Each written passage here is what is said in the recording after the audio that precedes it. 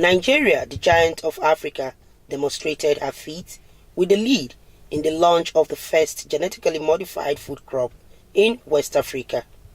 This is the first transgenic crop, food crop in, can I say, in Africa, which is indigenous to Africa, especially West Africa, and Nigeria being the highest producer of this crop. We're really very glad, we're really elated. I think I'm the happiest person in this room. It means that the awareness of our has been actually championing is working for this pot-borer resistant cowpea to be accepted, for us to get to this level.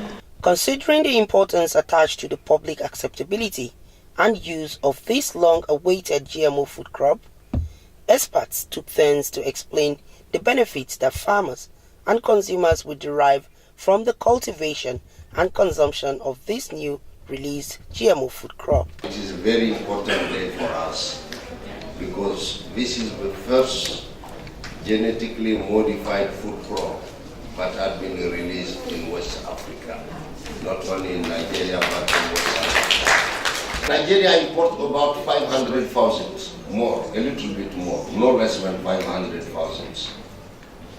If you make a little bit of arithmetic, you cut it by 20%. You cut it down by 20%. But you represent 100,000 tons of cowpea. Beans, as people call it in Nigeria, beans. And in monetary terms, it represents how much? We are talking about a saving of 9 billion naira per year. That's a minimum. 9 billion naira. Only the saving in imports of cowpea. I wish to commend the IIR and the AFF and partners for this noble achievement of working towards getting this Maruca-resistant cowpea to the much-awaited hands of our dear farmers for commercialization.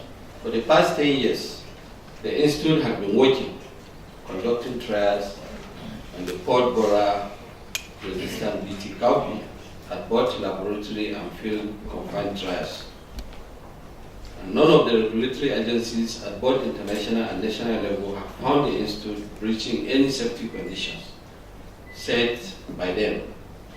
In addition, the outcome of the National Biosafety Management Agency's expert technical assessment for the application and evaluation for safety of the new pod-borer-resistant cowpea is due to the total compliance of the Institute to lay down procedures and due process during the last 10 years. Today we are proud that the BT COWPEA project, which started almost 10 years ago, it's a success story.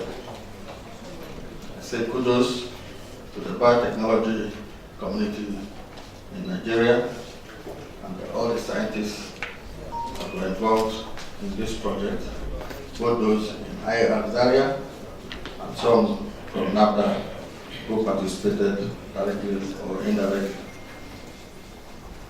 This achievement is by no means small. It is worthy of celebration if you consider the number of dreams that have been shattered by poor harvest, occasioned by Maruca invasion of farms, as well as the lives that have been lost due to heavy use of insecticide. The new cowpea will drastically reduce the amount of insecticide that needs to be applied. Insecticides are not only harmful to the farmers who apply them, they are also harmful to the environment. So you can see that it's a win-win situation. The farmer's health is preserved, the environment is preserved, and still the farmer goes home each year with much more money in his pocket. Now, with the public presentation of this first GMO food crop in West Africa, when will farmers and consumers begin to plant and consume the crop? What is the next thing from here? This declaration now creates the way for us to approach another federal government agency that is saddled with the responsibility of defining what is to be sold as seed in our country. and that is a committee called the National Variety Release Committee.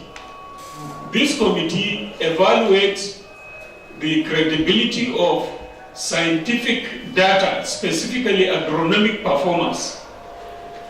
How much yield is bound to be found? What is the difference between this new variety in terms of what it can do compared to existing varieties that warrants it to be sold as a distinct seed? When they get satisfied with the evidences we give them, that committee fortunately consists largely of scientists like myself. There are a number of plant breeders among them. Others are policy makers, and they are conversant with the technicalities. They will scrutinize it and then arrive at whether it is registrable as a new variety or not. So this is the next one, and we have almost concluded all arrangements to produce with that step. Now, how long will that take? Hopefully, because they don't seed every week or every month, they seed only twice in a year. So the next sitting is coming up hopefully in June, and we are almost 99% very ready to go for that committee and get it registered.